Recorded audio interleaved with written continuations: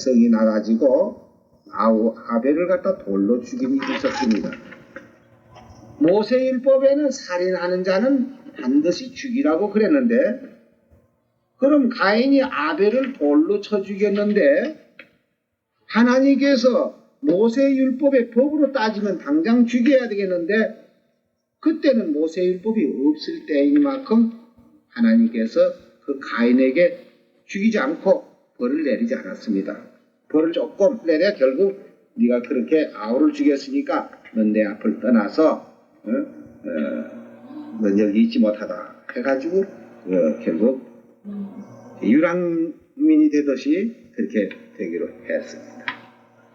그러니까 모세율법을 따지면은 당장 죽여야 될 게지만, 그땐 너 사람을 죽이면은 너는 죽는다 하는 그런 말도 없었고, 사람을 죽이는 데에 대해서는 법이 거기에 기록되어 있지 않기 때문에 살인을 했지만은 그를 갖다가 심한 형을 내릴 수 없었던 것입니다. 그러면 그 외에도 여러 가지 제목이 있는데, 지금은 우리 대한민국에도 법이 있고 성경에도 법이 있습니다. 그러니까 모세율법 10가지 십계명이 있죠. 이 십계명을 아마 기독교인들 쳐놓고는 전부 십계명을 중심으로 해가지고 그게 죄다 죄가 아니다 하는 것을 거기서부터 마음에서 양심의 가책을 받고 우리 마음의 죄를 정하게 되고 이렇게 되는데, 그럼 전에 지은 죄로 말미암아 우리가 사망에 이르게 되는데, 여기서 뭐를 없애면은 다시 살 수 있냐면 죄를 없애면은 사는 길이 여기서 열린. 그래서 이제 사는 길을 주시기 위해서 예수님이 1900년 전에 오셔가지고 새로운 법을 줬습니다. 그럼 새로운 법을 어떻게 줬냐면, 옛날에 10가지 계명을 그대로 두면은 침례를 받아도 또 한 가지죠. 그렇지만은 예수님이 오셔가지고 새 언약을 줬는데, 새 언약은 6월절 성만찬 예식에 떡과 포도즙을 먹고 마심으로써 너희 속에 생명이 있다 하는 이런 아주 생명의 언약을 주었습니다. 그럼 생명의 언약을 우리 사는 법을 주는데, 이 사는 법을 주는 데 있어서도 전에 그 죄라는 것을 이걸 어떻게 해야 된다 이 말이에요. 그냥 없앨 수는 없는 게고, 전에 지은 거는 죄값은 사망이라고 했어요. 죄값은 사망이라는 건 6장 23절에 보면 죄의 삭은 사망이요 하나님의 은사는 그리스도 예수 우리 주 안에 있는 영생이니라. 그게 죄의 값은 사망이니까 언젠가는 우리가 죽어야 되는 것입니다. 그럼 이 죽는 것을 어떻게 아주 죽어버리면 곤란하니까 미리 죽는 법을 갖다가서 성서적으로서 우리 죄를 장해 지내는 법이 있는데, 그 장해 지내는 법을 하나 보겠습니다. 골로새 2장 12절이요. 너희가 세례로 그리스도와 함께 장사한 바 되고 또 죽은 자들 가운데서 그를 일으키신 하나님의 역사를 믿음으로 말미암아 그 안에서 함께 일으키심을 받았느니라. 또 너희의 범죄와 육체의 무할례로 죽었던 너희를 하나님이 그와 함께 살리시고 우리에게 모든 죄를 사하시고. 여기 보면은 이 세례라고 하는 말은 씻는다는 뜻인데요. 이 원어에는 이 세례로 되어 있지 않냐고 바프테시마라고 우리 죄를 매장하는 걸로 되어 있습니다. 장례를 지내는 거. 장례 지내는 걸로 되는데, 그래서 침례라고 하죠. 침례라고 하는데 왜 그럼 여기다가 세례라고 썼느냐 하면은, 이건 천주교로부터 시작해서 선주교는 영세라고 하고 각 장로교, 감리교 이런 데는 이제 세례라고 합니다. 그 세례라고 하는 것은 물 조금 이마에다 이렇게 찍어 발라놓고 그렇게 하고 이제 살았다 이런 식으로 되어 있죠. 그러나 근본적 예수님으로부터 이 침례를 받는 것이 이제 쭉 내려오는데, 이 역사책을 보면은 예수님으로부터 초대교회 당시에는 전부 침례를 받았습니다.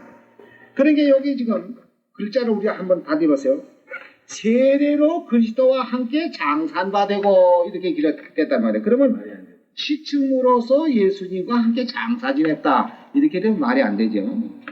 그러면 침례로 물에다가 이렇게 푹 잠금으로써 그리스도와 함께 장사한바 되고 하면은 말이 맞는 것입니다. 왜 침례라는 말이 맞는 거예요. 그러니까 세례가 아니고 침례인데 침례는 곧 뭘 하는 거라고요? 장사 지내는 바. 장례, 매장을 한단 말이에요. 우리 죄를 완전히 매장을 해버려요. 그럼 매장을 하게 되면 어떻게 되느냐? 죄의 값은 사망이니까 우리가 죽어야 되니까 언제 죽어도 죽으니까 지금 의식적으로서 죽음을 미리 그만 장례식을 하는 것입니다. 장례한 바 되고 또 죽은 자들 가운데에서 예수님이 십자가에 돌아가셔서 무덤에 장례 지냈죠. 장례 지낸 후 3일 만에 부활하셨어요. 그 말씀과 같이 또 죽은 자들 가운데에서 그를 일으키신, 그를이라는 건 뭐냐면 예수님을 일으키신, 부활시키신 하나님의 역사를 믿음으로 말미암아 그 안에서 함께 일으키심을 받느니라. 누가 일으키심을 받죠? 침례 받는 사람이 이제 죽어서 장례를 지냈는데 죽고 난 후에 예수님을 살리신 것과 같이 그 사람도 새로 일으키심을 받는다 이겁니다. 이렇게 의식으로 우리 죽음을 먼저 맛보고 장례를 지내지 않으면은 죄값으로는 언젠간 죽어야 돼요. 그러니까 이 죽음을 갖다가 미리 그만 예방을 해버리는 것입니다. 옛날에 호일자병이라고 한다든지 무슨 이런 병마가 올 때에는 미리 예방하듯이 우리 죽음을 미리 예방을 해서 죽어서 죄를 그만 없애버려요. 그래서 죽은 사람은 죄 때문에 죽었고 다시 일으키는 거는 누구 때문에 일으키죠? 예수님을 죽은 가운데에서 일으키신 하나님의 역사를 내가 믿기 때문에 나도 이제 죽어서 장례 지냈고 예수님을 살리신 것과 같이 나도 새로 일으키심을 받는다. 그와 같이 우리 죄를 지금 침례를 받음으로써 이제 그 과거의 죄는 완전히 정리되는데 그 죄 때문에 내가 사망이 왔고 이런데 이제 죄를 없이 해줬는데 침례를 받음으로써 죄는 없어졌지만 깨끗한 몸이 또 이 세상에 사니까 자연히 우리 이목이 있고 뭘 보는 것이다. 세상에 이 눈이 이거 있다고 해서 이 보는 거 자꾸 함부로 봐도 이거 안 되는 거예요. 이 눈 잘못 보면 그만 큰 범죄를 하는 수가 있고 또 이 귀가 있다고 해서 이 귀가 자꾸 들으면 좋은 줄 알아도 이게 좋은 말 들어야지 나쁜 말 들어보면 이 귀가 범죄를 또 해요. 그러니까 세상에 모든 불의한 것이 죄라고 했습니다.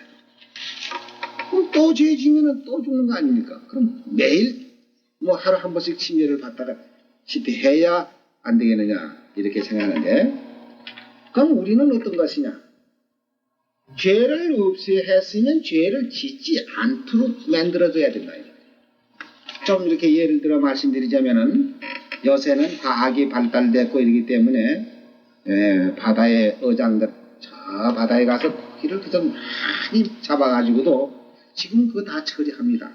근데 옛날에는 저 묵호지방에서 수림이 이런 고기를 잡든지 너무 많이 잡혀도 큰 걱정이라고. 왜 걱정이냐면 처리를 못해서. 그게 금방 어떻게 다 팔리면 당해지만은 죽은 고기 그저 하루 이틀만 주면 냄새 나고 썩고 이러니까 그 냄새는 썩어지면 그만 바다에다 퍼내밀고 이러는 일들을 하고 있죠. 그렇지 않으면 이제 그 고기가 다 썩어서 못 먹을 정도 되기 전에 소금을 쳐놓으면 좀 당분간 오랫동안 견딜 수 있습니다. 근데 요새는 과학이 발달해서 냉동실을 만들어가지고요. 벌써 이 어장에 나간다고 할 것은 냉동실부터 먼저 만들어가지고 고기 잡는 쪽 거기다 그만 냉동실에다 집으면 다 얼어버려요. 얼으면 암만 실이 가더라도 썩질 않습니다. 그래가지고 이제 각 시장으로 빠져서 나와가지고 고기 잡은 거죠. 한 달 후에라도 팔아먹고 2달 후에라도 팔아먹고 이렇게 해서 할 수 있는 거 뭐냐고. 우리가 죄를 없이 하는 것이 문제보다도 그 없이 하는 죄가 오래 유지할 수 있는 이것이 가장 중요한 건데요. 그럼 우리는 어떻게 해서 죄를 없이 그냥 오래 유지할 수 있느냐 하면은 성한 고기 잡아서 소금을 치는 것과 같이 우리 속에다 생명을 넣어야 됩니다. 생명을 넣어야 되는데 어떤 사람은 침례가 여기 침례라고 하지 않으시게 세례를 하니까 씻는다. 그래서 장로이나 감히 물력을 조금 얹혀놓고 그렇게 놓고는 이제 다 씻었다. 이제 깨끗하다. 이렇게 해서 하는데 이 침례라는 것은 우리 죄를 씻는 게 아니라는 것을 베드로 전서 3장 여기 21절에 보면은 잘 설명하고 있습니다. 물은 예수 그리스도의 부활하심으로 말미암아 이제 너희를 구원하는 편이 곧 세례라. 육체의 더러운 것을 제하여 버림이 아니요 오직 선한 양심이 하나님을 향하여 찾아가는 것이라. 저는 하늘에 오르사 하나님 우편에 계시니 천사들과 권세들과 능력들이 저에게 순복하느니라. 여기 침례 받는 것이 우리 더러운 것을 씻는 것이 아니다. 그럼 더러운 것을 씻는 게 아니고 뭐냐? 오직 선한 양심이 하나님을 향하여 찾아가는 것이라고. 그럼 선한 양심이 죄가 있고도 선한 양심이 가질 수 있습니까? 없이. 죄 가지고도 선한 양심을 가지고 있어요? 예. 하나님하고 우리 사이를 이 갈라지게 한 것이 무엇이냐 하는 것 그것부터 우리가 알아야 되겠네요. 자, 이사야 59장 1절에서부터 보겠습니다.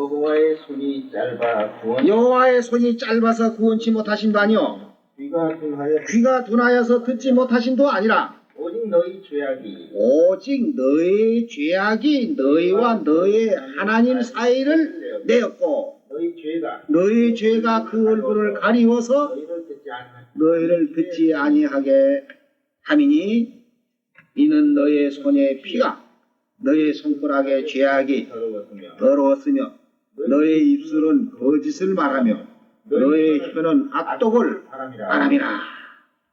자, 이런데 이걸 가지고 선한 양심 하나님 찾아갈 수 있어요? 죄는 양심이 허락을 안 하는 것입니다. 내가 죄를 가지고서 나 깨끗하다 하나님하고 내가 동행할 수 있다 하고 하나님 뒤에 줄줄 따라다닐 수 있느냐면 그렇게 될 수가 없어요. 그러니까 여기 베드로 전서 3장 21절에 그 물은 하는 말은 여기 노아 홍수 때에 노아의 식구 8사람이 구원받은 그 물을 말하는데 이 물은 예수 그리스도의 부활하심으로 말미암아 이제 너희를 구원하는 편이 곧 세례라. 육체의 더러운 것을 제하여 버림이 아니요 오직 선한 양심이 하나님을 향하여 찾아가는 것이냐. 그러니까 죄가 완전히 다 청산되고 장려제 매장을 씻어가지고는 안 되죠. 씻으면 아주 죄의 뿌리가 남아있단 말이에요. 그 뿌리가 남아있으니까 언제든지 뿌리가 남아있으면요 저 산에 아카시아 나무 그 많이 있는데 어떤 사람 그 아카시 나무 이걸 없애려고 비언해도 또 나오고 비언해도 또 나오고 애를 먹는 게라. 그래서 이 사람이 비다가 못해서 이래 가지고 안 된다. 그래서 이제 그때 막 오개를 가지고 부럭지를 막 파내 그래요. 그래 놓으니까 이제 그게 안 나온다. 죄를 씻어서야 안 되죠. 그러니까 장애를 지내는 겁니다. 그렇게 해서 이제 완전히 죄의 뿌리를 빼서 내버리고 이제 선한 양심을 가지고 하나님을 향하여 찾아가는데 그럼 침례받고 또 지으면 어떡할까요? 그러니까 침례받고 죄를 짓지 아니하는 이 새 언약이 있습니다. 새 언약. 요한복음 6장 53절에서부터 예수께서 이르시되 내가 진실로 너희에게 이르노니 인자의 살을 먹지 아니하고 인자의 피를 마시지 아니하면 너희 속에 생명 없느니라. 내 살을 먹고 내 피를 마시는 자는 영생을 가졌고 내 살을 먹고 내 피를 마시는 자는 영생을 가졌고 마지막 날에 내가 그를 다시 살리느니 내 살은 참된 양식이요 내 피는 참된 음료라다. 내 살을 먹고 내 피를 마시는 자는 내 안에 거하고 나도 그 안에 거하나니 살아계신 아버지께서 나를 보내심에 내가 아버지로 인하여 사는 것 같이 나를 먹는 그 사람도 나로 인하여 살리라. 이것은 하늘로서 내려온 떡이니 조상들이 먹고도 죽은 것과 같지 아니하여 이 떡을 먹는 자는 영원히 살리라. 그러니까 예수님의 살을 먹고 예수님의 피를 마시면 우리 속에 생명이 들어갑니다. 생명. 자, 생명이 들어가고도 또 썩는다면 어떡합니까? 생명이 들어가 있는데도 또 썩는다고 할 수가 없지요. 그러면은 때로는 이제 우리가 침례를 받고도 이 세상에 살다 보면 그 세상 사람과 같이 지내다 보니까 본의 아닌 불의한 것들이 더러 많이 있습니다. 근데 그런 경우에는 어떻게 되느냐 하게 되면요 요한일서 5장 16절에 보면은 누구든지 형제가 사망에 이르지 아니한 사망에 이르지 아니하는 죄, 범하는 것을 보거든 구하라. 그러면 사망에 이르지 아니하는 범죄자들을 위하여 저에게 생명을 주시리라. 사망에 이르는 죄가 있으니 이에 대하여 나는 구하라 하지 않노라. 모든 불의가 죄로 돼 모든 불의가 죄로 돼 사망에 이르지 아니하는 죄도 있도다. 그러니까 이 사망에 이르는 죄라는 것은 어떤 것이냐 하면은 우리 세상 죄에도 너무 심하게 하는 것들은 안 되지만은 여기에서 사망에 이르는 죄가 뭐인가? 히브리서 10장 26절. 우리가 진리를 아는 지식을 받은 후 우리가 진리를 아는 지식을 받은 후에 짐짓 죄를 범한 적. 여기 죄라는 건 무슨 죄냐면은 그 다음에 나옵니다. 무슨 어떤 게 그 죄냐면 짐짓 죄를 범한 적 다시 속죄하는 제사가 없고, 이 속죄라는 것은 이 새 언약을 말하는 것입니다. 속죄하는 제사가 없고 오직 무서운 마음으로 심판을 기다리는 것과 대적하는 자를 소멸할 맹렬할 불만 있으리라. 모세의 법을 폐한 자도 두세 증인을 인하여 불쌍히 여김이 없이 받지 못하고 죽였거든. 하물며 하나님의 아들을 밟고 자기를 거룩하게 한 언약의 피를 부정한 것으로 여기고 은혜의 성령을 욕되게 하는 자의 당연히 받을 형벌이 얼마나 더 중요하겠느냐 너희는 생각해봐라. 그러니까 여기 무슨 죄겠어요? 새 언약. 예, 이 언약의 질을 배반하고 나가는 것이 이것은 다시 속죄하는 제사가 없어요. 왜 그러냐면은 새 언약을 통해서 예수님의 살과 예수님의 피로 우리의 생명을 줬고 영생을 줬는데도 불구하고 그것을 부인하고 나갔을 때에는 옛날 모세의 율법을 폐한 자도 불쌍히 여기지 않고 죽였거든. 그 사람의 증인을 인해서 하물며 하나님의 아들을 밟고 자기를 거룩하게 하는 언약의 피를 부정하게 여긴다. 이것이 다시 용서함을 받을 수 없는 죄라는 것을 여기 말했습니다. 그러면 우리 속에 생명을 넣어준다는 말씀, 아까 어떻게 하면 생명이 들어간다고요? 요한복음 6장 53절에 예수님의 살을 먹고 예수님의 피를 마시면 너희 속에 생명이 있다. 생명이라는 뜻은 뭐냐면은 영원히 사는 뜻을 말합니다. 생명이 없으면 죽은 사람이고 생명이 있으면 산 사람입니다. 그러니까 생명이 있는 사람에게는 죽음이 있질 않지요. 그냥 영생이 항상 살아가지고 있기 때문에요. 근데 예수님의 살과 예수님의 피를 어떻게 우리가 먹고 마시느냐? 예? 그것이 누가복음 22장에서 우리가 볼 수 있습니다. 누가복음 22장 7절입니다. 유월절 양을 잡을 무교절 일이 이른지라 예수께서 베드로와 요한을 보내시며 가라사대 가서 우리를 위하여 유월절을 예비하여 우리로 먹게 하라. 여짜오되 여기 보면 6월절 양을 잡을 무교절이 이른지라 예수께서 베드로와 요한을 보내시며 가라사대 가서 우리를 위하여 6월절 예비하라 그랬는데 모든 교회 가운데는 6월절이라는 걸 듣지도 못하고 보지도 못했기 때문에 이 6월절 얘기만 하면 이건 모세율법으로만 생각합니다. 모세율법에 양 잡고 소 잡고 6월절 지킨 그걸로만 착각을 한다 이 말이에요. 근데 예수님이 6월절을 예배하라고 베드로와 요한을 보내서 가서 6월절을 예배해서 우리로 먹게 하라 한 이 6월절은 옛날 모세율법에 양을 잡고 양의 피를 문설주에 바르거나 백성에 뿌리는 그런 6월절이 아니고 멜기덱의 반차라고 하는 떡과 포도즙을 가지고 우리에게 새 언약을 주신 것입니다. 19절 보세요. 또 떡을 가져 살해하시고 떼어 저희에게 주시며 가라사대 이것은 너희를 위하여 주는 내 몸이라. 내 몸이라. 예수님이 내 살을 먹으면 너희 속에 생명이 있다는 게 이것이 내 몸이라. 너희가 이를 행하여 나를 기념하라 하시고 저녁 먹은 후에 잔도 이와 같이 하여 가라사대 이 잔은 내 피로 세운 새 언약이니 온 너희를 위하여 붓는 것이니라. 이렇게 해서 여기 새 언약이라는 말씀인데 이 새 언약은 예수님이 이 세상에 오시기 전 약 650년 그 이전에 에레미야 선지자가 여기서 예언을 했습니다. 에레미야 31장 31절이요. 나 여호와가 말하노라. 보라, 날이 이르리니 내가 이스라엘 집과 유다 집에 새 언약을 세우리라. 나 여호와가 말하노라. 이 언약은 내가 그들의 열조의 손을 잡고 애굽 땅에서 인도하여 내던 날에 세운 것과 같지 아니할 것은 내가 그들의 남편이 되었어도 그들이 내 언약을 파하였음이니라. 나 여호와가 말하노라. 그러나 그날 후에 내가 이스라엘 집에 세울 언약은 이러하니 곧 내가 나의 법을 그들의 속에 두며 그 마음에 기록하여 나는 그들의 하나님이 되고 그들은 내 백성이 될 것이라. 650년 전 그 즈음에 에레미야 선지자가 이제 장차 이 앞으로 600년 후에면 메시아가 세상에 오셔가지고 이제 새 언약을 세워 주실 것이다 하고 미리 예언한 그대로 모세율법이 아닌 이 새 언약을 세워 주실 것을 예언했습니다.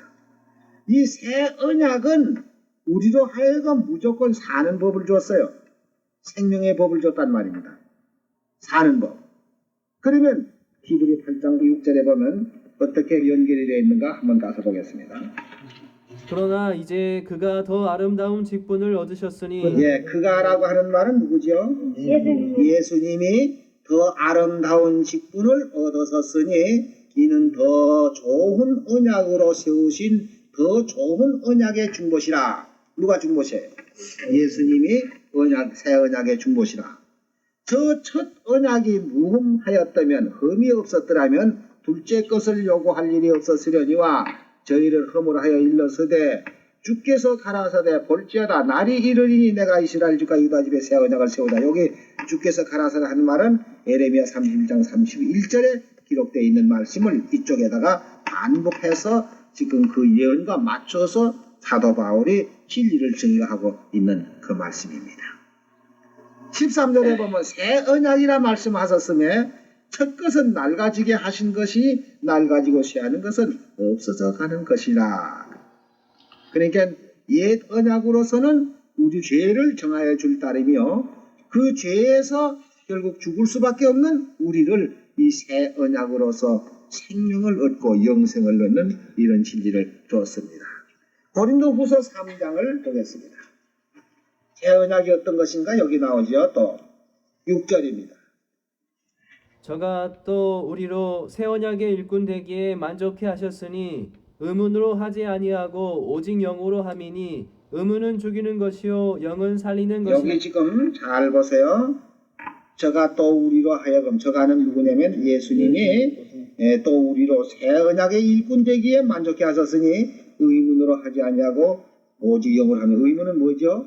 의문은 구약 모세율법을 말하는 의문으로 하지 아니하고 오직 영으로 영은 새 언약을 말하는 겁니다. 영으로 함이니 의문은 죽이는 것이요 영은 살리는 것이라. 의문은 왜 죽이는 겁니까? 예? 예. 율법 아까 로마서 7장에 거기 그런 말씀 있죠. 율법에 탐내지 말라 하지 않았더라면 내가 탐심을 몰랐겠는데 탐내지 말라 한 기록이 있었기 때문에 그것을 범으로 나는 죄가 스스로 죄인 있는 것을 드러내고 있습니다. 그러면 그 의문은 그 십계명은 우리로 하여금 죽게 하는 것이요. 왜냐하면 죄를 정하기 때문에. 그러나 죽게 된 거기에서 영은 살리는 것이다. 그 죄에서 죽을 수밖에 없는 인물이 거기서 구속해내신 그 영에 세운 것으로 중요하게 되는 것입니다. 그래서 돌에 서서 새긴 죽게 하는 의문의 직분도 영광에 있어 이스라엘 자손들이 모세의 얼굴에 없어질 영광을 인하여 그 얼굴을 주목하지 못하였거든 하물며 영의 직분이 더욱 영광에 있지 아니하겠느냐. 네, 정죄의 직분이 영광에 있었은즉 의의 직분은 영광이 더욱 넘치리라. 그러니까 우리가 지금 새 언약이 일꾼이 됐고 하나님의 백성이 되어 있습니다. 새 언약으로서 우리는 살리심을 받고 영생에 들어가는 이렇게 약속이 되어 있습니다. 그러니까 이제 침례 받으면은 일단 우리 과거에 지은 죄는 없어지고 이제 6월절 성만찬 예식 떡과 포도즙을 먹고 마심으로써 우리 속에 생명이 있게 되는 것입니다. 그러므로 우리는 이제 옛 의문에 속해 있는 사람이 아니고 새 언약, 새 율법에 속해 있는 사람이 되죠. 이렇게 해서 우리는 영생에 들어가게 되는데 우리 침례를 받고 진리 안에서만 떨어지지 않고 우리가 어떠한 시험이 있더라도 진리 안에서만 떨어지지 않으면은 우리에게 주신 영생은 계속돼서 나가다가 영원한 하늘나라에 들어가게 되는 것입니다. 이 침례에 대해서는 여러 가지가 있지만은 우선 내 죄를 없이 하는 것과 또 생명을 받는 것과 이렇게 해서 옛 언약에서 벗어나서 새 언약으로 새 정부 밑에서 새 언약에서 우리가 살고 있는 하나님의 권속이 되는 것입니다. 오늘 이것으로서 침례식에 대해서는 마치겠습니다.